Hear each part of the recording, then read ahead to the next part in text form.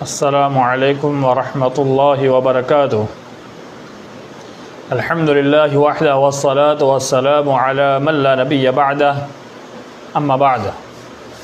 फ़क़द क़ाल अल्लाहु तबारक व तआला फ़ी कलामिल मजीद वल फ़ुरक़ानिल हमीद, अऊज़ु बिल्लाहि मिनश शैतानिर रजीम, अम यहसुदून अन्नास अला मा आताहुमुल्लाहु मिन फ़ज़लिहि।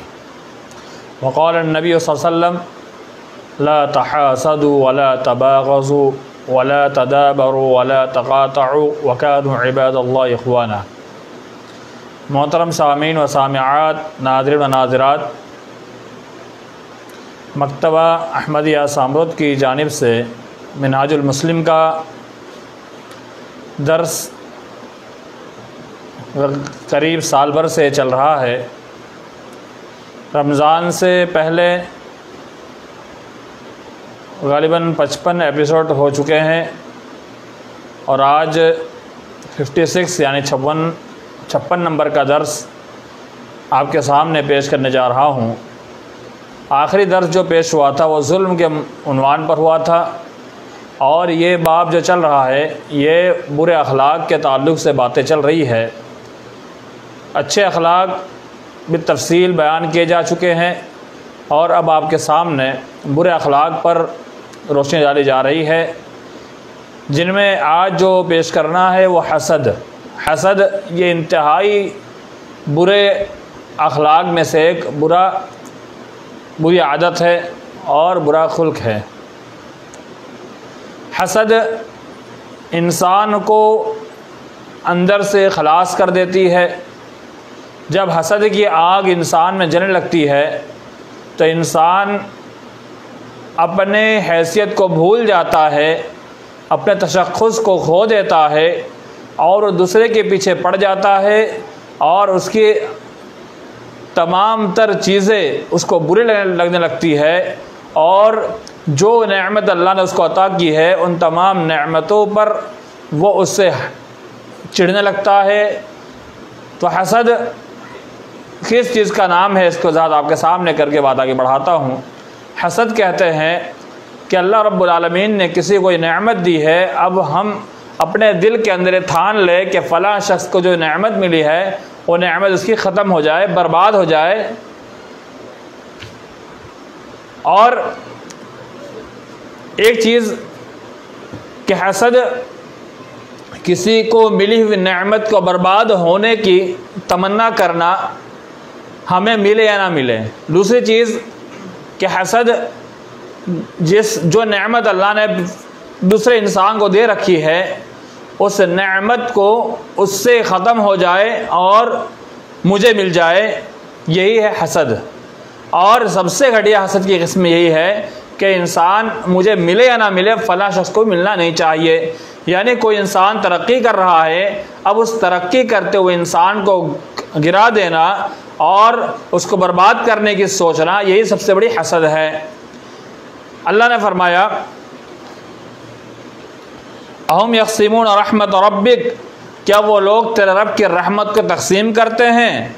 नहनु क़समना बैनहुम मईशतहुम फ़िल हयातिद दुनिया, अल्लाह ने कहा कि हम उनके दरमियान उनकी रोज़ी रोटी मईशत को तक़सीम करने वाले हैं दुनियावी ज़िंदगी में।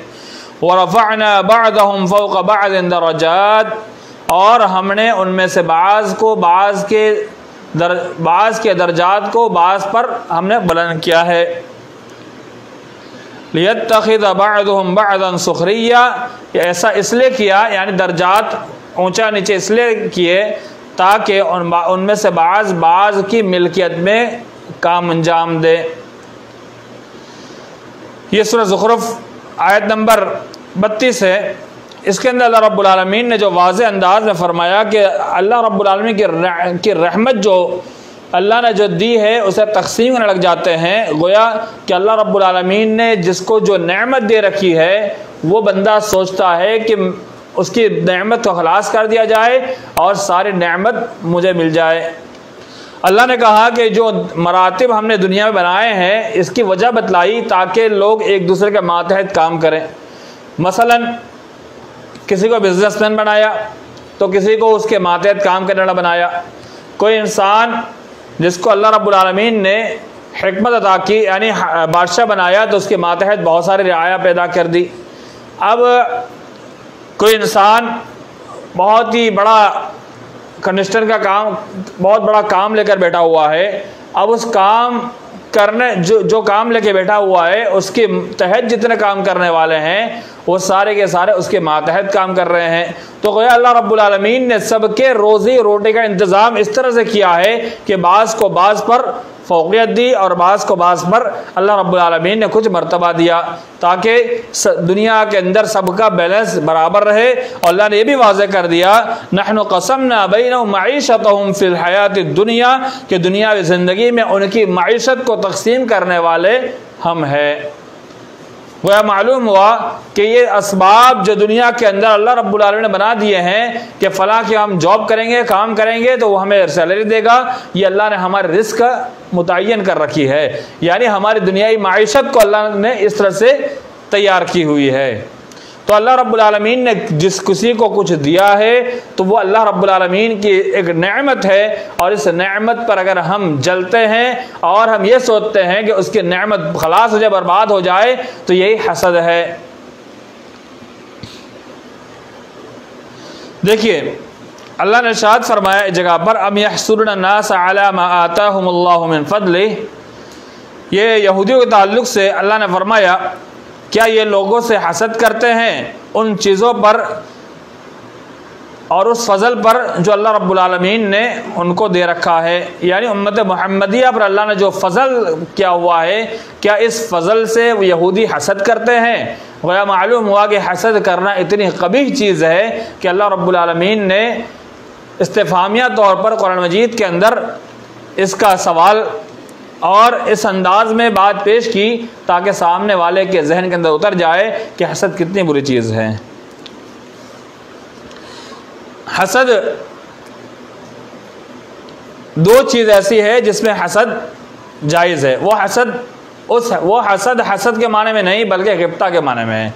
गिब्ता ये उस चीज़ को कहा जाता है कि अल्लाह रब्बुल आलमीन ने किसी इंसान को किसी बुलंद मकाम पर फाइज किया।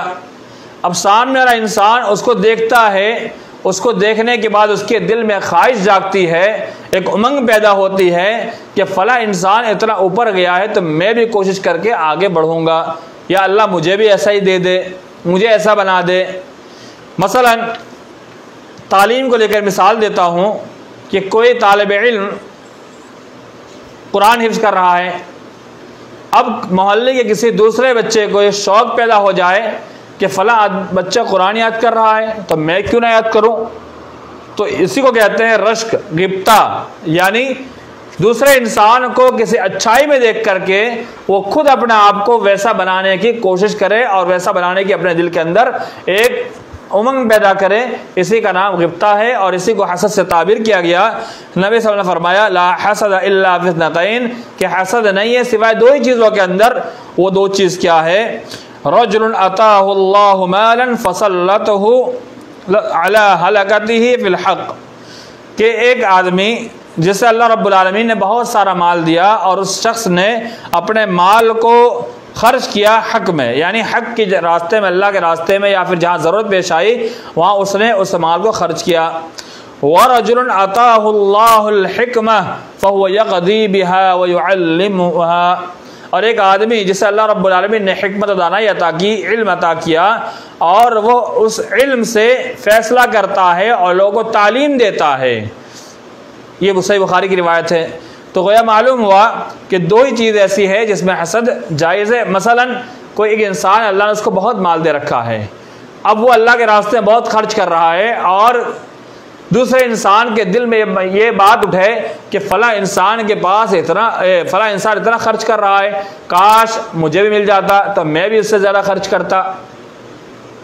तो इस चीज़ के अंदर हसद कर सकते हैं, यानी अच्छाई के मामले में हसद कर सकते हैं। और इल्म के एतबार से, दानाई के एतबार से कि अल्लाह ने फ़ला इंसान को इतना इल्म दे रखा, हिकमत दे रखी, अल्लाह मुझे देता तो मैं भी अच्छे अच्छे फ़ैसले करता, मैं भी लोगों को इल्म अल्लाह के वास्ते इखलास के साथ लोगों के दरमियान इल्म को तकसीम करता। तो ये जायज़ हसद है।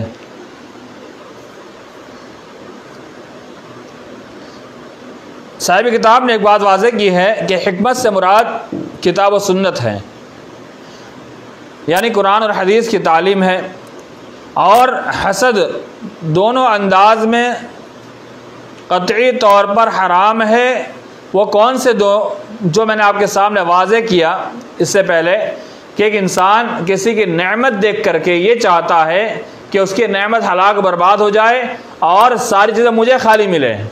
एक ये हुआ, और एक ये हुआ कि किसी इंसान को नेमत मिली है और दूसरा इंसान सोचता है कि उसकी नेमत खलास बर्बाद हो जाए, मुझे मिले या ना मिले, उसको भी नहीं मिलना चाहिए। तो ये दोनों तरीक़े इंतहाई बुरे हैं। और इसके अंदर सबसे ज़्यादा बुरा तरीक़ा यही है कि इंसान ये सोचता है कि मुझे मिले या ना मिले, उसको तो बिल्कुल नहीं मिलना चाहिए। यानी इसके दिल के अंदर इंतहाई ज़्यादा हसद ये पैदा हो चुकी है।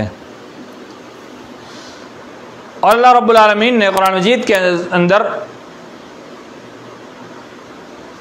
हसद करने वालों से पनाह तलब करने का हुक्म दिया। वमिन शर्रि हासिदिन इज़ा हसद, कि मैं पनाह तलब करता हूँ हसद करने वाले की शर से जब वो हसद करता है। गोया मालूम हुआ कि हासिद के हसद और उसकी शर से पनाह मांगी गई है। और ये हसद करने वाले इतने ज़्यादा नज़र के खोटे होते हैं कि हमेशा हमेशा जब भी आप किसी अच्छाई पर होंगे तो हमेशा आपसे हसद करेंगे। और ऐसी नाजायज़ हसद कि उसके लिए वो कुछ भी कर सकते हैं, यानी हराम काम भी कर जाएंगे, कुफ्र तक कर ले जाएंगे, शिर्क भी कर लेंगे। यानी उनकी नज़रों के सामने उसका वो गुनाह नहीं होगा, बल्कि वो सोचेंगे कि नहीं हम बहुत अच्छा काम कर रहे हैं, जबकि इंतहाई जलील और रुसवाई वाला काम कर रहे होते हैं। तो ये बहुत ही बुरी चीज़ है। नबी करीम सल्लल्लाहु अलैहि वसल्लम ने फरमाया, ला तबागज़ू वला तहासदू वला तदाबरू वला तगातऊ वकूनू इबादल्लाहि इख्वाना, कि तुम आपस में बुग़्ज़ ना रखो, यानी एक दूसरे के खिलाफ दिल के अंदर अदावत और बुग़्ज़ ना रखो। वला तहासदू, और हसद ना करो। ये बाब तफ़ाउल से है, मुकाबला, यानी आपस में एक दूसरे से तुम जलन हसद ना करो। वला तदाबरू, और किसी से एराज़ ना करो, यानी किसी से मुँह ना मोड़ो। वला तक़ातऊ, और क़ता ताल्लुक़ी ना करो, थोड़ी थोड़ी बातों में ताल्लुकात ख़त्म ना कर दिया करो। बहुत कुछ बातें दुनिया में इंसान होने के नाते कभी कभार मामले थोड़ी बात में ख़राब होने लगते हैं, लेकिन आपस में क़ता ताल्लुक़ ही ना करो, आपस में बातचीत ख़त्म ना करो। बल्कि अगर कुछ हो जाता है, वक्ती तौर पर हो जाता है, गुस्सा उतर गया, फ़ौरन जाकर के उससे मिल लेना चाहिए। ऐसा ना हो कि थोड़े अनबन हो गई, कभी दो चार बात लेकर अनबन हो गई, साल हा साल की दुश्मनी मोड़ ली। ये इंतहाई गलत बात है। आगे फरमाया, वकूनू इबादल्लाहि इख्वाना, कि तुम हो जाओ, ए अल्लाह के बंदो भाई भाई बन जाओ। अल्लाह के बंदो भाई, वकूनू इख्वाना, भाई भाई बन जाओ। इबादल्लाह, यहाँ पर जुमला मुतरज़ा, यानी इबादल्लाह, अल्लाह के बंदो, ए अल्लाह के बंदे, तुम आपस में भाई भाई हो जाओ। गोया यहाँ पर मुसलमानों को मुखातब किया जा रहा है। क्या मुसलमान के आपसी मामलात थोड़े बहुत ख़राब भी हो जाए तो उसको लेकर बैठ ना जाए, उसको लेकर के दुनिया भर की दुश्मनी ना पाल ले, बल्कि अल्लाह के वास्ते आपस में भाई भाई बन जाओ।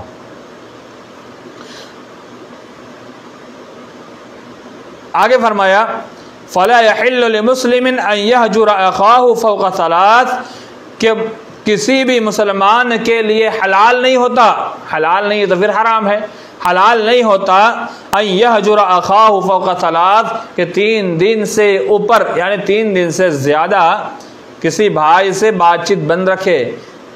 किसी मुसलमान हलाल नहीं है। गोया मालूम हुआ 3 दिन से ज़्यादा बात बंद रखना हराम है।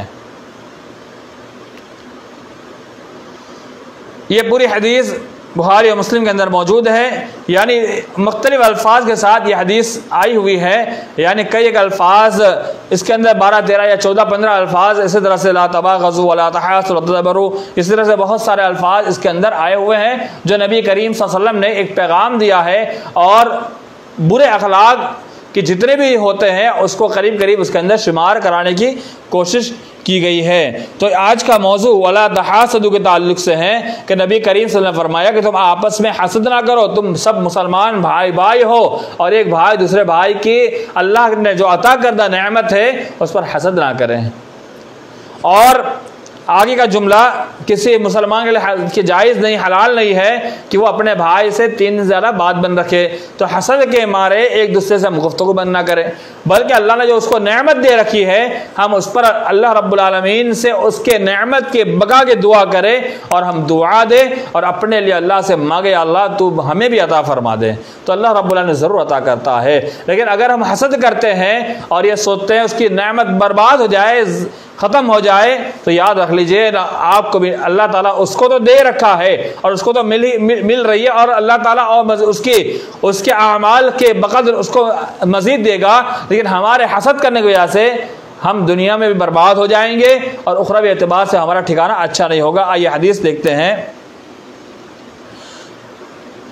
सुनन अबू दाऊद की रिवायत, नबी सल्लल्लाहु अलैहि वसल्लम ने फरमाया इय्याकुम वल हसद, तुम हसद से बचो। फ़इन्नल हसद यअकुलुल हसनात, यकीनन हसद नेकियों को खा जाती है, नेकियों को ख़त्म कर जाती है। किस तरह से? कमा तअकुलुन नारुल हतब, जैसा कि आग लकड़ी को खा जाती है। यानी अबू दाऊद की रिवायत में तशबीह दी गई है कि जैसे आग जलाई जाती है तो लकड़ी जलाई जाती है और आग जैसे जैसे जलती है लकड़ी ख़त्म हो जाती, तो वैसे ही इंसान हसद करता है तो इंसान के सारे अच्छे अमाल बर्बाद हो जाते हैं, खलास हो जाते हैं। गोया मालूम हुआ कि इंसान अपने दिल में हसद पाला हुआ है तो उसके नमाज, रोज़ा, ज़कात और दिगर जितने हसनात उसके हैं वो सारे के सारे हसनात वैसे के वैसे रह जाएंगे। तो इसीलिए हसद जैसी बुरी चीज़ से हमें बचने की कोशिश करना चाहिए। ये इतनी गिरावनी, इतनी बुरी चीज़ है कि हमारे अमाल तक को बर्बाद कर देती है और दुनिया भी हमारी बर्बाद हो जाती है और आखिरत भी हमारी ख़राब हो जाती है।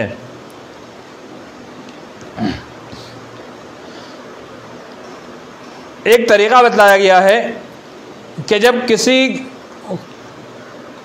को कोई अच्छी नेमत मिली हुई है और उसको देख करके हमें क्या कहना चाहिए, माशा अल्लाह ला कुव्वत इल्ला बिल्लाह कहना चाहिए। क्या जो कुछ अल्लाह ने चाहा अल्लाह ने उसको अता कर दिया और सारी ताकतें, सारी क़ुव्वतें अल्लाह के पास है।